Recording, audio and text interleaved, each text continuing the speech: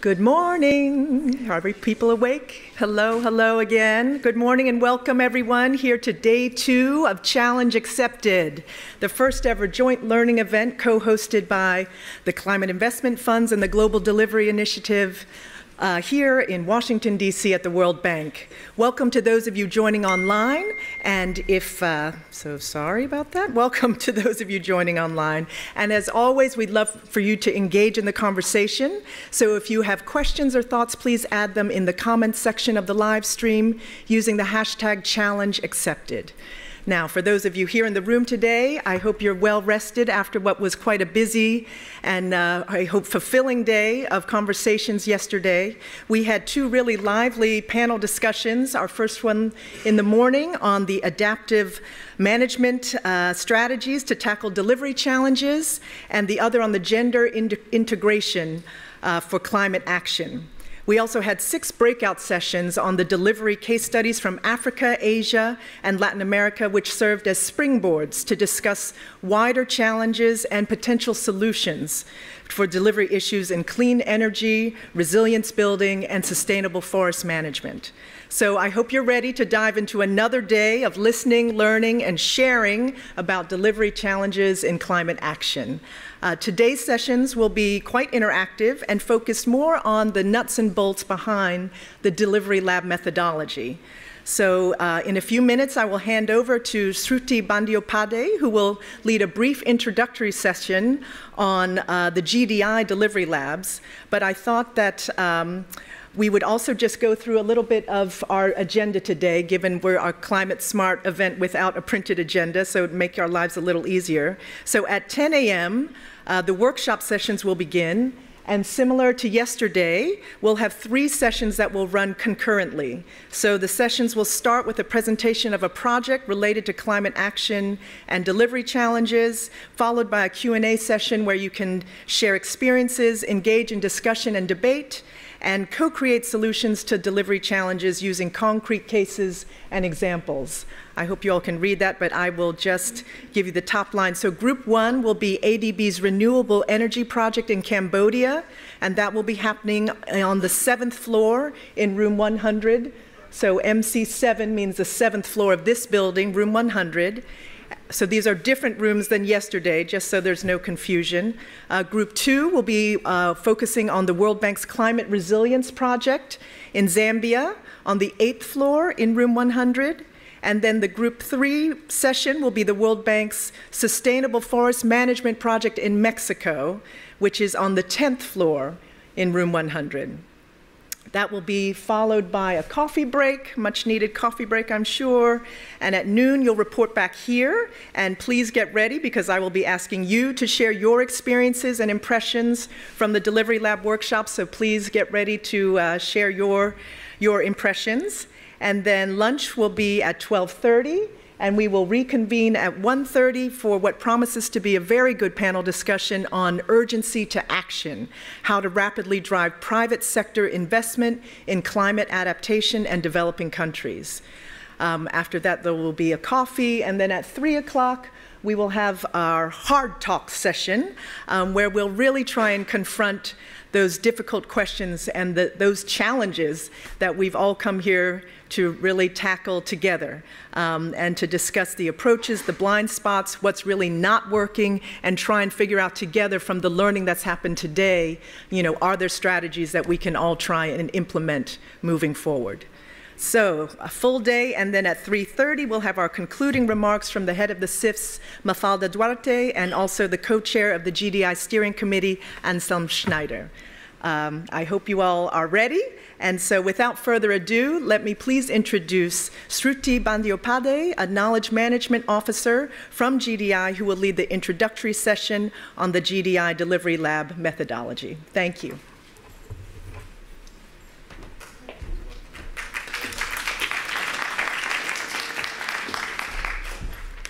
Thank you, Lena, for that. So good morning, everyone. My name is Shruti Bandyopadhyay. I'm with the Global Delivery Initiative, and I'm here to introduce the Delivery Lab methodology very quickly. So today it will be a little bit of change in focus and attitudes and the tone of the conference. Today it will be much more collaborative, much more interactive, where we invite you to roll up your sleeves and help these three challenge holders, meaning the three presenters who will talk about their challenges, and help them find some actionable solutions based on your experience from different parts of the world that you are coming from and working on various issues. These delivery labs are practitioner-to-practitioner conversation around a specific challenge, and the aim is that we find a very practical, actionable, as I said, solution on how to overcome those challenges. The tone of the discussion is, you are not alone here. I have also faced very similar challenges where I work in different parts. This is what you can try. This might work. We want this conversation to be really candid, to be really practical and honest. And in order to do that, we want to create a safe space. So Chatham House rules will be applied. So please don't attribute any of these to anybody when you are blogging about this back home. Please don't use social media and use hashtag of this, Twitter. Please don't use all that, because we really want this to be a candid conversation. And then this is basically, we are coming together, joining hands, and we are learning together in these sessions. With this, I think we want to first introduce the facilitator, Charlotte Orenmark, if you can just stand up. Charlotte will be facilitating the session on embarking on solar power generation in Cambodia. Megan Campbell. Megan will be facilitating the session on World Bank's Climate Resilience Project in Zambia, and I will facilitate a session on Peru Integrated Forest Landscape Investment Project. And now I'll just invite the challenge holders to share very briefly a little bit of a background and on the challenge, so that you guys can decide which delivery lab you want to join and how you can help them. With that, may I just invite Angela, very briefly you talk about the project and a little bit of delivery challenges.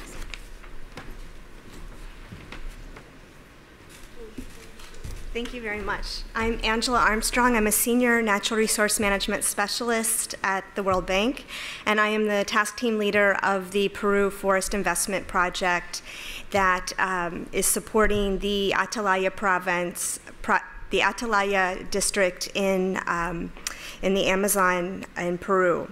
And in this region, it's facing some of the highest deforestation rates in the country. And this is quite critical, given that the communities that live there are among the poorest and most marginalized, who depend on these resources for their livelihoods. And so the project is aiming to provide support, capacity building, technical assistance, entrepreneurial and business management support to help them better manage their resources. But we're facing a couple challenges that I'd really like to get your inputs on.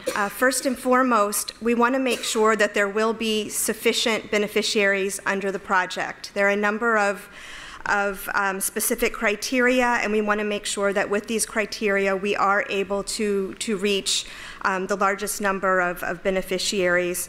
We also want to make sure that we're not working at cross purposes with other sectors, in particular transport, who has been working quite a bit in terms of increasing road access, and this often leads to migration, and which can lead to increased deforestation. So I hope I can count on your inputs and support today. Thank you very much.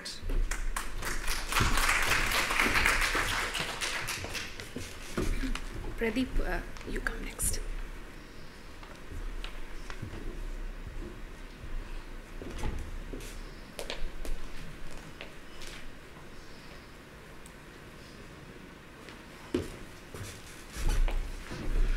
Good morning.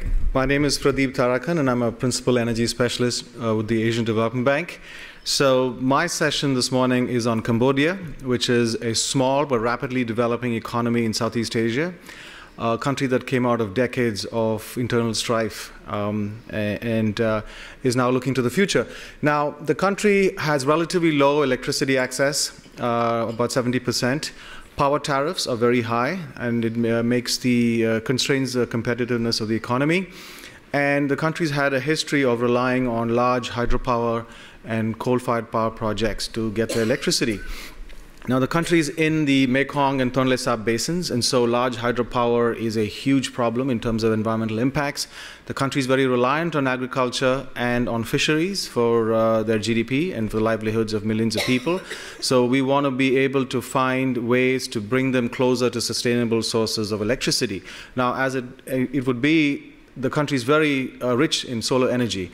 So the question is, how do we help the country to embark on a journey which will help it to embrace solar energy to meet its power needs in a sustainable and affordable manner. So I hope you'll come to my session and then see how we're actually doing this, and I look forward to hearing from you on ways that we can improve on it. Thank you.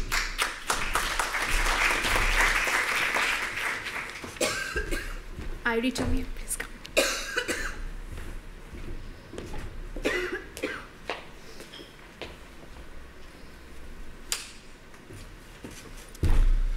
Good morning, everyone. My name is Irie Tomia. I'm a senior environmental specialist at the World Bank, working in Zambia. And I'm working on another PPCR project. Zambia is a country that is on the south part of Africa. And this is a country that is facing a huge deficit or a huge impact of extreme drought and flood, specifically where we are working right now in Zambia, in the Barose sub-basin, which is a sub-basin of the Zambezi floodplain. This very place, which is called the Western Province, the Barose sub-basin, is an area which, when I came into Zambia in 2010, happened to be the poorest part of the country. In Zambia, 75% of the population live in the rural area. So, and these people live on rain-fed agriculture, and they are dependent on the natural resources. So one of the major objectives of what we are doing in Zambia is trying to see how we could help these people who are living in the backside of the country, who in spite of what the government is trying to do to reach them, are not able to have all the necessary support they need to be resilient to the impact of climate change, especially the extreme drought and flood. So it's kind of like this year, they were just by a stroke of luck and chance missed by the hurricane and the cyclone Ida. Otherwise, they will have been facing the same thing you are seeing in Mozambique and Zimbabwe right now.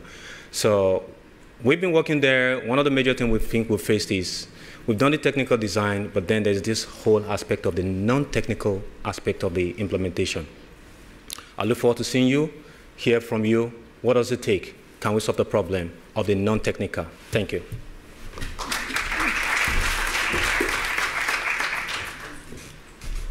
Thank you, all of you. I think by now you have made up your mind. You know the room numbers where we are located. Please follow us, settle there, and then around 10 o'clock we'll start this session. And we'll have around 1.5 hours to discuss and have this delivery lab. And we will come back, have coffee, as Lena said, and we will have this report back. And we really welcome your feedback on how to make this session better, more interactive, because we are constantly looking for ways to improve them. Thank you, everyone. See you at 12 o'clock.